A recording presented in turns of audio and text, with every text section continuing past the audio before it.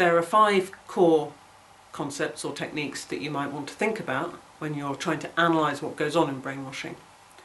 Those 5 techniques are isolation, control, uncertainty, repetition and emotion. And in any case where brainwashing is alleged, such as for example thought reform during the Korean War or in cults, in any case where it is alleged you will find these 5 being used. So if I say a little about each of those in turn. Isolation means what it says.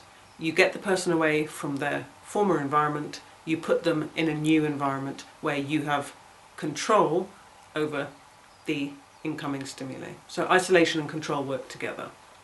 You want to get them away from their previous environment, not only because they will have ties to all their friends and their family and all the rest of it, which you want to break because you want their loyalties to be to you, the brainwasher, but also because any stimulus that comes into your brain is going to activate patterns of activity which include beliefs about the world, who you are, your identity, your role in life, all the rest of it.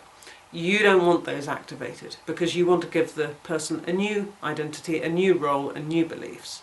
So you're trying to weaken those beliefs. Now, beliefs which are not activated by information coming in from the environment tend to weaken.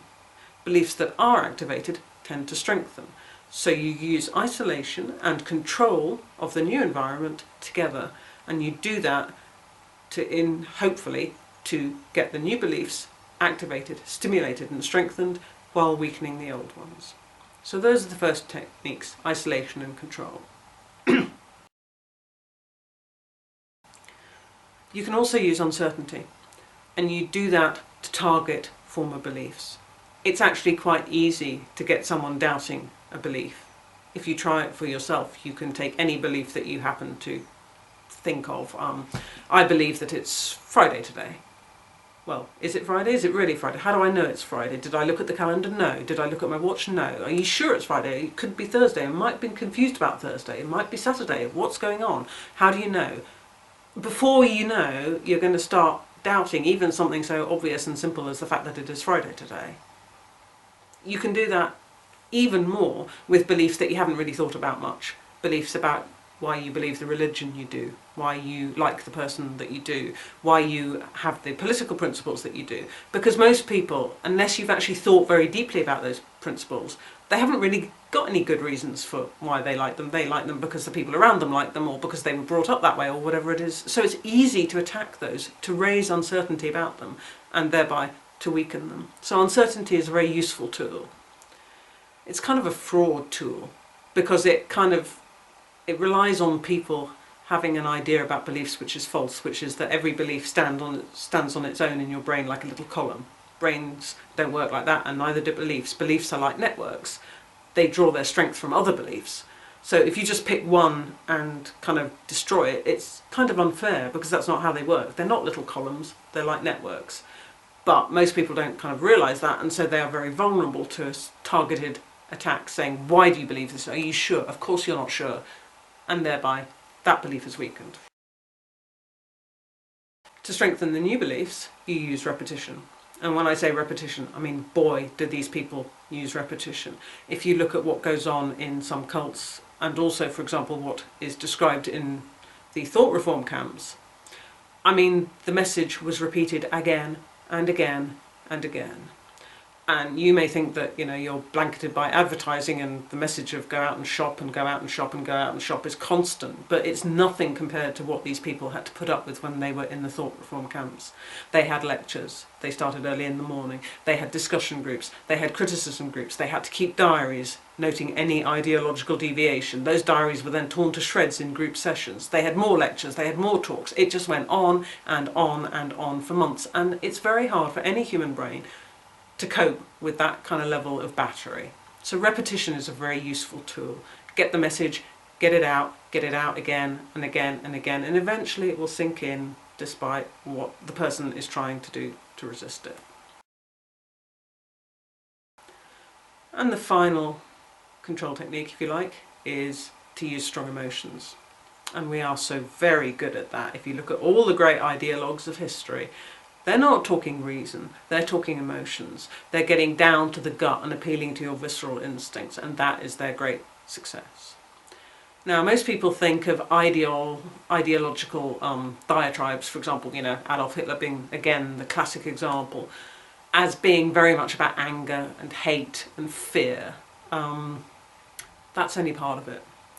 Yes, anger is very important. Yes, fear is very important. But they're short-term emotions. They kind of get whipped up for the situation, but then if there is no obvious cause of anger and there is no obvious cause of fear, they tend to die away again. So you can't do it just symbolically with anger and fear. You need other things as well. You need to have a real cause for concern there if you're going to use anger and fear. Okay, a lot of the people who go into, for example, cults, who are vulnerable to brainwashing, child soldiers, young people, teenagers, whatever, a lot of those people are vulnerable anyway. They may be suffering strong emotions for any one of a number of reasons. They may be, for example, suffering from bereavement, they may be very lonely, they may be very confused about their place in the world, etc. So there are a lot of emotions there that a good brainwasher can work with. But anger and fear are only part of it. You can also use disgust. And when I talk about cruelty, I talk about the importance of disgust in generating cruel behaviour. It's a very underrated emotion, but it's a very, very important one, especially when we're making moral judgments. Disgust is key. But there are also positive emotions, and these tend to be underrated. The thing about being part of a cult, or being part of a religion, or being part of an ideological grouping, is that exactly that, you are part of a group, you belong. Now, some people may have not felt that they belonged ever before. That sense of belonging is a really important human motivator. It's a huge driver of our behaviour. Whether we accept that and realise it or not, we need and want to belong, and to belong is very, very tempting to us. So a cult offers not only negative emotions about, how dreadful the outside world is and come to us and, we're pure, we're clean and everybody else is dreadful. There's also the positive side of it. So together, using negative emotions and those very strong positive yearnings, you can make a really powerful impact on somebody, because you're appealing not just to their rational side, not just to their thinking, reasoning side, but to very deep visceral emotions. And that, put together with the other techniques, can make a really powerful impact on their beliefs. And that's what brainwashing does.